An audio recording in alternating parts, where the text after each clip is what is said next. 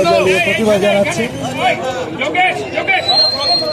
বন্দে মাতরম, বন্দে মাতরম, বন্দে মাতরম, বন্দে মাতরম। দফা এক দাবি এক, দফা এক দাবি এক, দফা।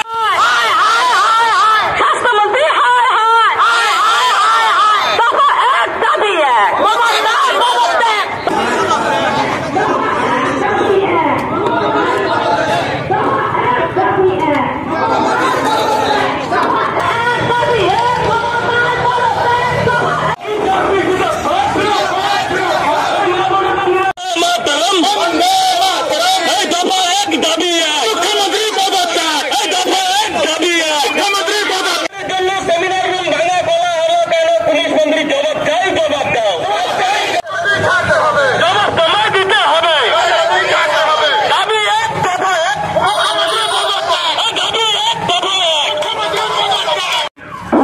একটা মেডিকেল কলেজে পড়ছে, এই হচ্ছে পশ্চিমবঙ্গের আজকে বাস্তব চিত্র। কিন্তু পশ্চিমবঙ্গবাসী হিসাবে আমরা আশা করেছিলাম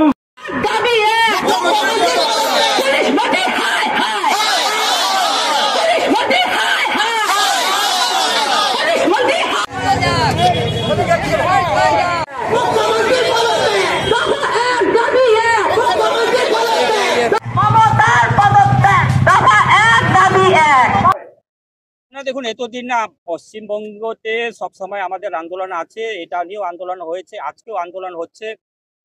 এবং আজকে শুধু আলিপুরদুয়ার না, সারা পশ্চিমবঙ্গে প্রত্যেক জেলা হেডকোয়ার্টার এবং প্রত্যেক বিধানসভাতে এই ধরনের 2টো থেকে 6টা অবধি আমাদের এই অবস্থান বিক্ষোভ চলতেই থাকবে।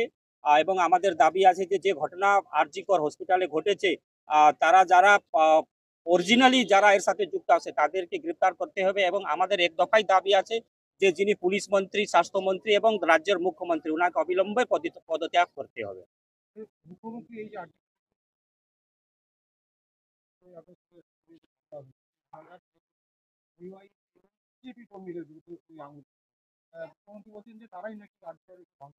না, আপনারা সকলে জানেন যে এই ঘটনা ঘটার পরে সেখানে কিছু কনস্ট্রাকশন ওয়ার্ক ভাঙা হচ্ছে।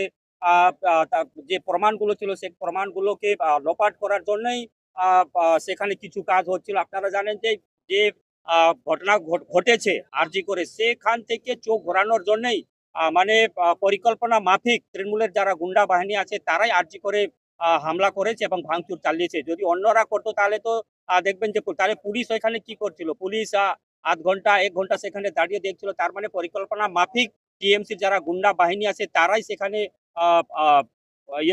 হামলা চালিয়েছে, যাতে পশ্চিমবঙ্গের মানুষ, ভারতবর্ষের মানুষের চোখ ঘোরানো যায়, তারই পরিকল্পনা মাফিক বর্তমান রাজ্য সরকার এবং টিএমসি করেছে।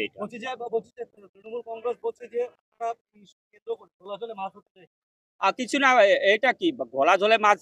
যে ঘটনাটা ঘটেছে তার প্রতিবাদ আজকে শুধু পশ্চিমবঙ্গ না, সারা ভারতবর্ষের মানুষ ছিছি থুতু করছে। যে ঘটনাটা ঘটেছে, এই আধুনিক সমাজে এই ধরনের ঘটনা কেউ আশা করে না। কিন্তু যেভাবে একজন গরিব স্টুডেন্ট, যেখানে একটা মা বাবার একটাই মেয়ে, যে সেখানে পড়াশোনা করছিল, ডাক্তার হওয়ার একটা স্বপ্ন দেখছিল, যে ডাক্তার আগামী দিন মানুষকে চিকিৎসা করতে এবং মানুষকে ভালো করতে, তারাই আজকে যারা মানুষকে ভালো করছে তারাই কিন্তু আজকে যে সুরক্ষা আছে সেটা নিয়ে ভুগছে আর কি। তো এটা তো বাস্তবিক ঘটনা, সেখানে ঘটনাটা ঘটেছে, মার্ডার হয়েছে, তার প্রতিবাদে শুরু পশ্চিমবঙ্গ, সারা ভারতবর্ষে তার আন্দোলন হচ্ছে, তার প্রতিবাদ করা হচ্ছে।